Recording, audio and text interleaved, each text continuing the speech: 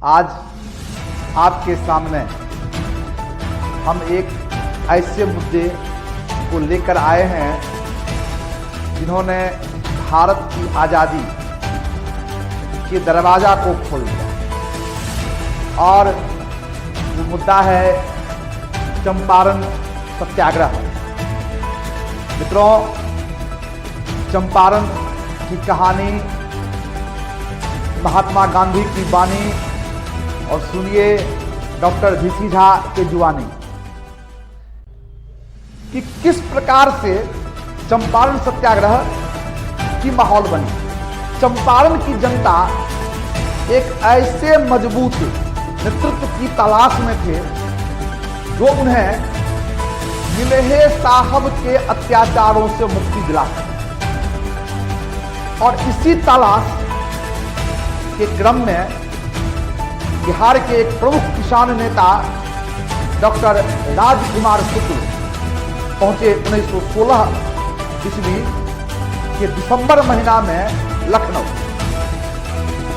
इस समय लखनऊ में कांग्रेस का वार्षिक अधिवेशन हो रहा था और इस अधिवेशन में महात्मा गांधी भी शामिल थे। महात्मा गांधी चंपारण में सत्याग्रह करने का निर्णय लिया। मित्रों, भारत के लिए सत्याग्रह अर्थात सत्य के लिए आग्रह करना कितनी बड़ी बात है। सत्य के लिए आग्रह करना तो भारत के लिए एक नई चीज थी, लेकिन गांधी के लिए यह कोई नया प्रयोग नहीं था। गांधी जी साउथ अफ्रीका में इसका सफल प्रयोग कर चुके थे और इसी रणनीति के साथ महात्मा गांधी सबसे पहले चंपारण के भितिहरवा आश्रम से चंपारण सत्याग्रह की शुरुआत किया। तो क्या है चंपारण की कहानी, हम विस्तार से आपको बताते हैं। मित्रों, बड़ा रोचक ये प्रसंग है। चंपारण पूरे देश और दुनिया में चंपारण सत्याग्रह के विषय में बहुत ही कौतूहलता के साथ चर्चा परिचर्चा होती है। बड़ा बड़ा इस पर रिसर्च हुआ है और निष्कर्षतः ये कहा गया है कि भारत की आज़ादी का द्वार चंपारण से ही खुला। निसंदेह भारत में ये बहुत बड़ा प्रयोग था चंपारण सत्याग्रह, और महात्मा गांधी ने भारत के संदर्भ में ये पहला प्रयोग किए थे। तो क्या है चंपारण की कहानी, हम विस्तार से आपको बताते हैं। चंपारण बिहार के उत्तर पश्चिम में स्थित एक ऐतिहासिक क्षेत्र है। चंपारण की मूल समस्या किसानों की थी। इस क्षेत्र में बड़े पैमाने पर यूरोपीय जमींदार रहते थे जिन्हें नीलहे साहब के नाम से जानते थे। अभी भी इस क्षेत्र में नीलहे साहब की कई कोठियां देखी जा सकती है। नीलहे साहब का मुख्य कार्य था कि चंपारण के किसानों को बलपूर्वक नील की खेती करने हेतु बाध्य करना, विवश करना। नीलहे साहब के द्वारा चंपारण के किसानों को उनके प्रति बीघा 3 कट्ठा भूमि पर नील की खेती करने के लिए बाध्य किया जाता था और साथ ही इस नील का जो उत्पादन होता था उन्हीं जमींदारों के हाथ, उन्हीं के द्वारा फिक्स किए गए मूल्य पर किसानों को बेचने के लिए बाध्य किया जाता था। इस प्रथा को 3 कट्ठा प्रथा के नाम से जानते थे। जो किसान नील की खेती करना नहीं चाहते थे उन्हें इसके एवज में, इसके बदले में एक मोटी रकम प्रतिवर्ष नीलहे साहब को देनी होती थी। यहां एक अहम बात आपको बताएंगे कि नील की खेती करवाना भी नील्हे साहब के लिए बहुत लाभप्रद नहीं रह गया था, क्योंकि वैश्विक स्तर पर जर्मनी ने कृत्रिम रंग का आविष्कार कर लिया था और वैश्विक स्तर पर इस रासायनिक रंग का प्रयोग होने के कारण से भारतीय नील की मांग विश्व बाजार में घटती जा रही थी। और इसलिए नील्हे साहब भी चाहते थे कि यहाँ के किसान खेती करने के बदले प्रतिवर्ष एक निश्चित रकम इसके बदले उन्हें देता रहे। अपने आप में ये बहुत बड़ा अत्याचार था किसानों के ऊपर, और इस प्रकार के अत्याचार को सहने के लिए यहां के किसान बाध्य थे। यहां एक विचारणीय बिंदु है, इससे पहले बंगाल में भी नील विद्रोह हुआ था और कानून बनाकर यहां बलपूर्वक नील की खेती करने पर रोक लगा दी गई थी। नील विद्रोह के नाम से इसे जानते हैं हम लोग। 1860 के दशक में यह हुआ था और इस प्रकार के कानून बनने के बावजूद बिहार के चंपारण में किसानों को नील के खेती करने हेतु बाध्य की जाती थी और इसके खिलाफ यहाँ के किसान बार बार बगावत करते थे, विद्रोह करते थे, जिसका एक ज्वलंत उदाहरण 1912 ईस्वी का विद्रोह है, जिसमें सुंदर रावत, खुंदर राय, पीर मोहम्मद जैसे लोगों ने अपना अपना नेतृत्व दिया, लेकिन बहुत ही निर्ममतापूर्वक ब्रिटिश प्रशासन के द्वारा इन विद्रोह को दबा दिया गया। और इसी वजह से यहाँ की जनता एक ऐसे अवसर की तलाश में थे, एक ऐसे नेतृत्व के तलाश में थे जो उन्हें इन नील्हे साहब के अत्याचार से मुक्ति दिला सके। यही चंपारण सत्याग्रह की कहानी है। क्या इसका इतिहास रहा है, इस संदर्भ में हम बात करेंगे आपसे, और उसका नाम होगा चंपारण सत्याग्रह का इतिहास। और ये जो इतिहास है इसका क्या महत्व है, इस सत्याग्रह क्या प्रकृति थी, विस्तार से आपको हम इस संदर्भ में बताएंगे। सबसे पहले हम ये जानने का प्रयास करें कि किस प्रकार से चंपारण सत्याग्रह की माहौल बनी। तो जैसा कि बताए आपको हम पहले भी कि चंपारण की जनता एक ऐसे मजबूत नेतृत्व की तलाश में थे जो उन्हें नील्हे साहब के अत्याचारों से मुक्ति दिला सके।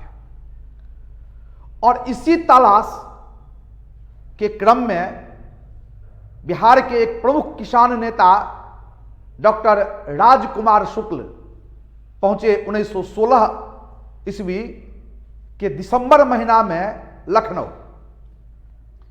इस समय लखनऊ में कांग्रेस का वार्षिक अधिवेशन हो रहा था और इस अधिवेशन में महात्मा गांधी भी शामिल थे। राजकुमार शुक्ल गांधी जी के द्वारा किए गए कई महत्वपूर्ण उपलब्धियों के विषय में जानते थे। महात्मा गांधी दक्षिण अफ्रीका में रंग भेद की नीति के खिलाफ व्यापक आंदोलन चलाया और दक्षिण अफ्रीका में रह रहे भारतीयों को रंग भेद की नीति से मुक्ति दिलाई।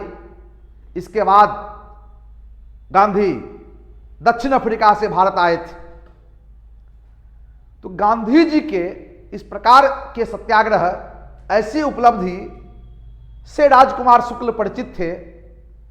उन्होंने गांधी जी से मुलाकात किया, उनसे आग्रह किया आप चंपारण आए, किसानों की समस्या को समझें और ब्रिटिश नील्हे साहब यूरोपीय जमींदार के शोषण से चंपारण के किसानों को मुक्ति दिलाएं।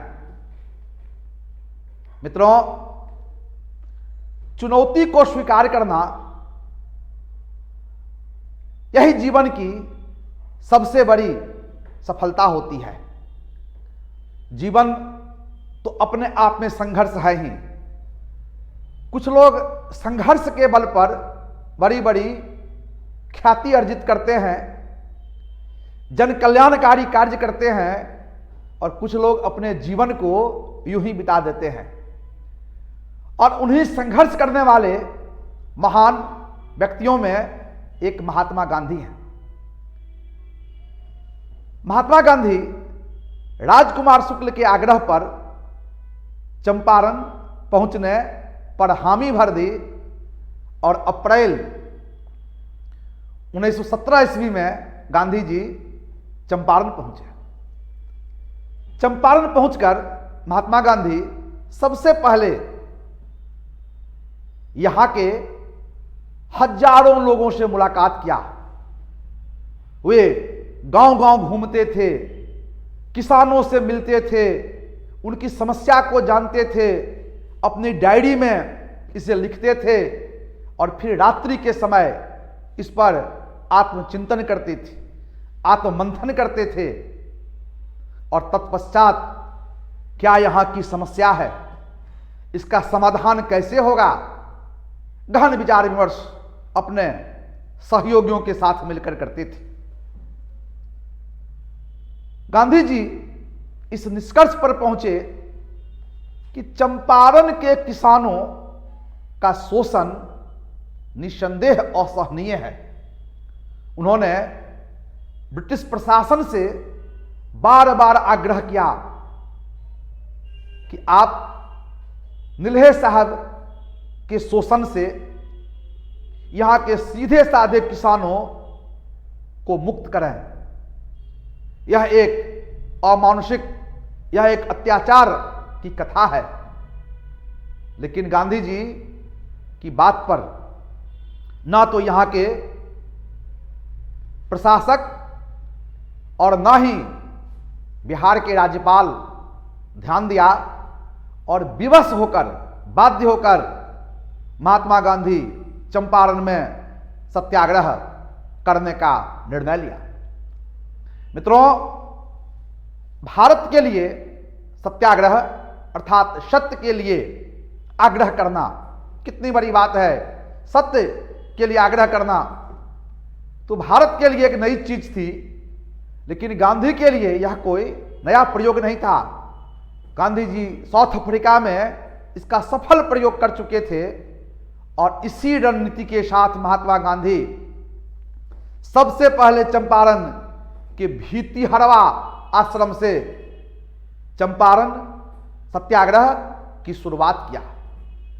बिल्कुल अहिंसक तरीका से, सीधे साधे तौर पर उन्होंने ब्रिटिश प्रशासन से मांग किया कि आप किस प्रकार यहां के नीलहे साहब के द्वारा किसानों का शोषण हो रहा है, इसे देखें, परखें, समझें, और यदि आपका अंतरात्मा कहता है कि यह शोषण है तो फिर इस प्रथा को आप बंद करें।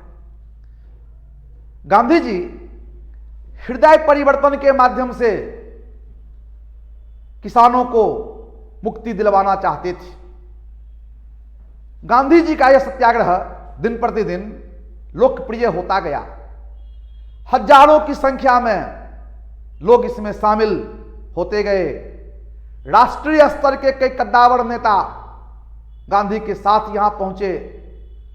इसमें मुख्य नाम है आचार्य कृपलानी, नरहरि पारिक, महादेव देसाई, डॉक्टर राजेंद्र प्रसाद, मजहरुल हक, और साथ में गांधी जी की अर्धांगिनी कस्तूरबा गांधी भी थी।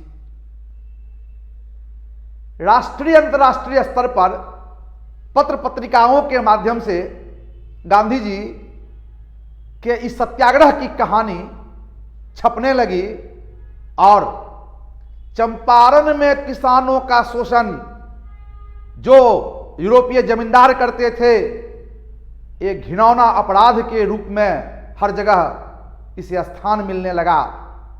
और कुछ ही दिनों में ब्रिटिश सरकार ब्रिटिश नीतियां के प्रति जगह जगह आलोचना होने लगी और बाध्य होकर, विवश होकर ब्रिटिश प्रशासन के द्वारा चंपारण एग्रेरियन कमेटी का गठन किया गया। और इस कमेटी के अध्यक्ष तो अंग्रेज थे, लेकिन इसका एक सदस्य गांधी जी को भी बनाया गया। इस कमेटी के द्वारा चंपारण में किसानों की समस्या, नीलहे साहब के शोषण के पूरे इतिहास, पूरे कहानी को अच्छी तरह से समझने के उपरांत इस निष्कर्ष पर निकले कि निसंदेह यह प्रथा, तिनकठिया प्रथा, नील की खेती करवाना एक अत्याचार है, इस पर रोक लगनी चाहिए। और अंततः चंपारण एग्रेरियन कमेटी के रिपोर्ट के आधार पर 1917 ईस्वी में ही चंपारण एग्रेरियन एक्ट बनाया गया। और इसी एक्ट के माध्यम से यह ऐलान किया गया, यह घोषणा की गई कि तिनकठिया प्रथा को समाप्त किया जाता है। अब यहां के किसानों को नील की खेती करने के लिए बाध्य नहीं किया जाएगा और न ही किसानों से कोई अतिरिक्त शुल्क ली जाएगी। एक और बड़ी बात कही गई कि नीलहे साहब के द्वारा यहां के किसानों से जो रकम वसूली गई है उसका 25% उन्हें वापस कर दिया जाए। बहुत बड़ी यह बात इसलिए थी कि जो अंग्रेज अब तक भारतीयों से वसूलना सिर्फ जानते थे, उन्हें वसूले गए रकम में से 25% किसानों को लौटाना पड़ा। तो यह इस सत्याग्रह की सबसे बड़ी उपलब्धि थी। और इस उपलब्धि पर पूरे भारत में महात्मा गांधी की चर्चाएं जोर पकड़ने लगी। बड़े बड़े लोग उनकी प्रशंसा करने लगे और उनके इन सफल सत्याग्रह का पूर्ण रूप से लोगों ने समर्थन किया।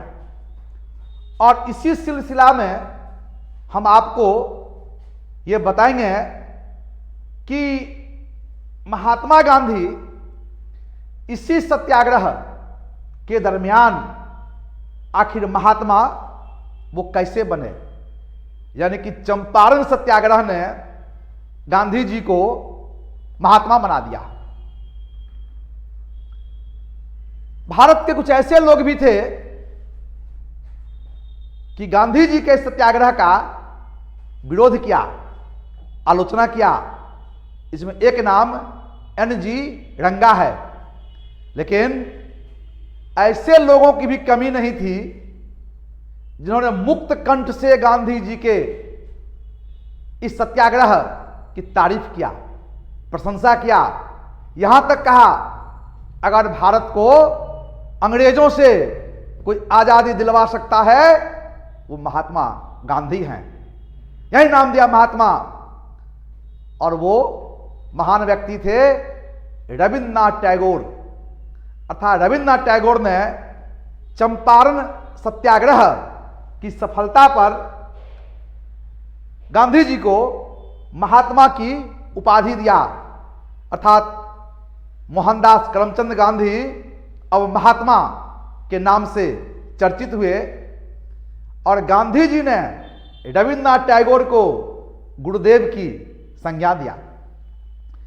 तो ये चंपारण सत्याग्रह अपने आप में भारत के संदर्भ में एक बहुत बड़ी घटना है, क्योंकि पहली बार लोगों को यह एहसास हुआ कि अगर अपनी बातों को हम तार्किक तरीका से, अहिंसक तरीका से जन समूह के साथ ठोस अंदाज में अगर रखें तो ब्रिटिश सरकार हमारी बात को मानने के लिए विवश होगी। और इन्हीं विश्वासों के साथ भारतीयों ने ब्रिटिश राज के खिलाफ महात्मा गांधी के नेतृत्व में बार बार व्यापक जन आंदोलन चलाया और अंततः 15 अगस्त 1947 ईस्वी को भारत को आजादी मिली।